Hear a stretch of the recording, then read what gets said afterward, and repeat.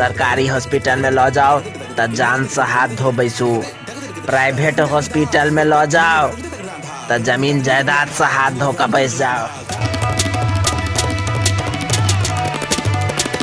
यह बचवा छै जकर बियाह नहीं भ रहल छै। हाँ पंडित जी, हाँ हम ही छी।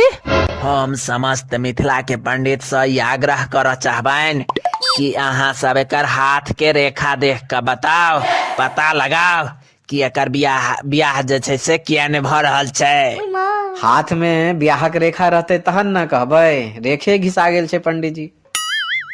तमाकुल घसैत घसैत हाथ से बियाहक रेखे घसा गेले बुझाइया।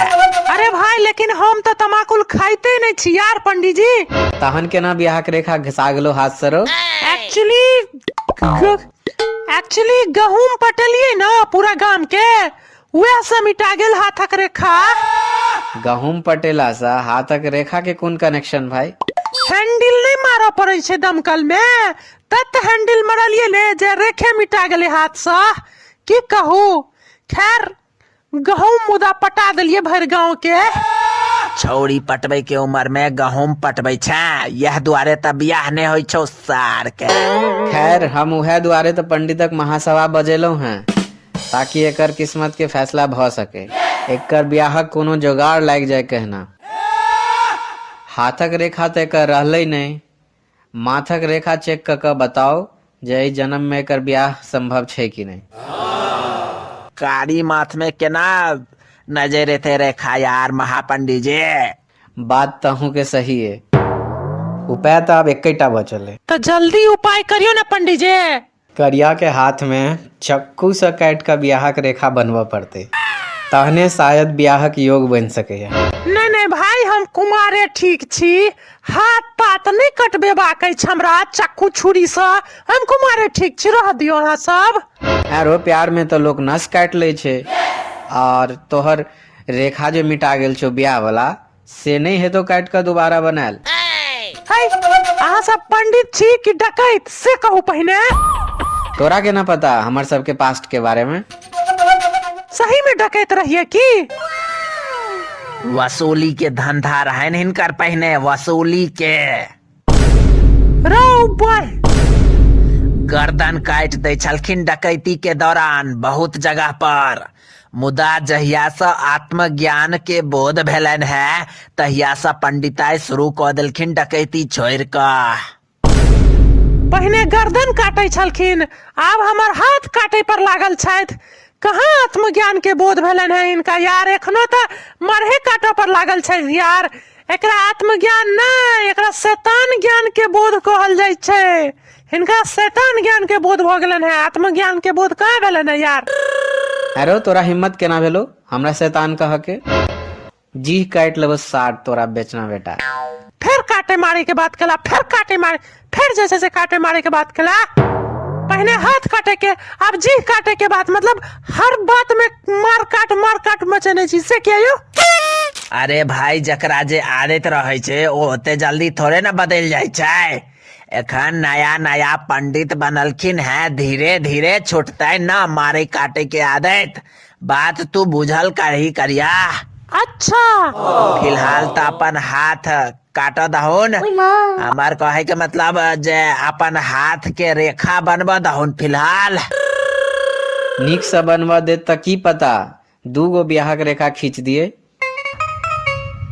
एगो काज करू, हमर मुड़िए काट दिया, ऐसा बढ़िया।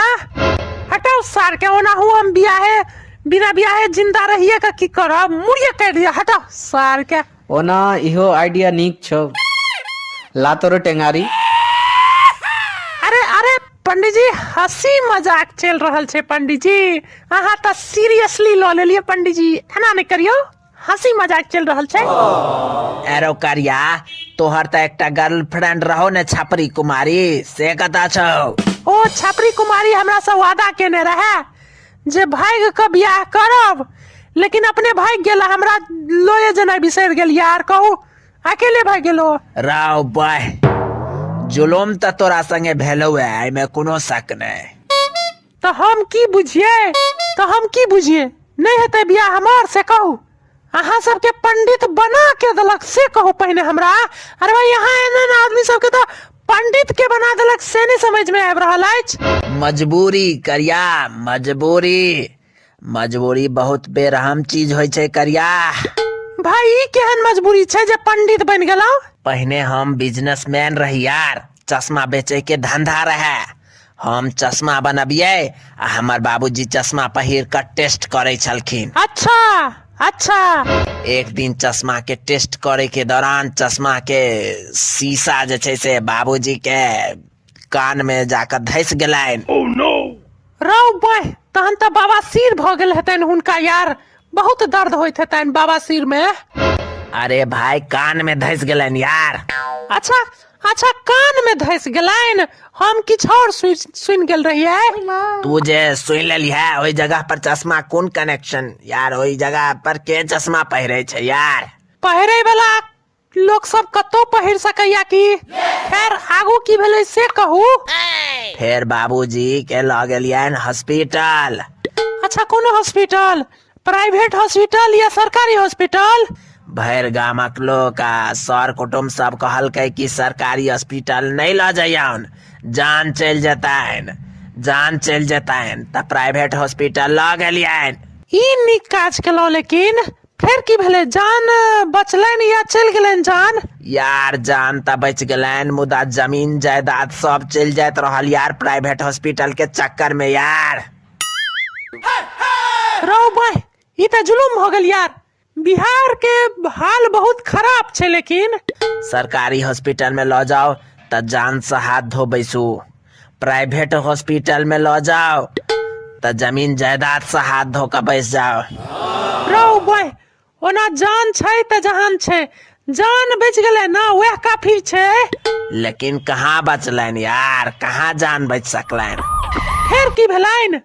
अरे भाई हुनकर प्राइवेट हॉस्पिटल में इलाज के चक्कर में हम सब रोड पर आबि गेलौ यार, पाई कौड़ी सब खत्म भ गेल। कान त ठीक भ गेलै ना बाबूजी के? कान तक ठीक भ गेलैन, मुदा भूखमरी के कारण जे छै से स्वर्गवास भ गेलैन बेचारा के यार। बहुत पाई के दिक्कत भ गेल, खाए पीबे के सेहो दिक्कत भ गेल यार, भूखमरी से मरि गेलखिन यार। रौ बह, हम पागल हो जाब आब यार। सार के एहनो कांड सब होइ छै दुनिया में, कहू तो। प्रिय मैथिल मित्र सब, प्रणाम सब गोटे के। और हमर एकटा गीत एलैए Abhikash Jha official YouTube channel पर, रैप गीत छै। तो जेना कि अहाँ सबके पता अछि हम रैप सेहो करै छियै मैथिली में, और कार्टून सेहो बनाबै छियै और किछ करैत छियै। तो एकटा नया रैप गीत एलै फुटानी, तो ओ रैप गीत वीडियो सॉन्ग छै। तो अहाँ सब ओ गाना देखू और केहन लागल से बताएब।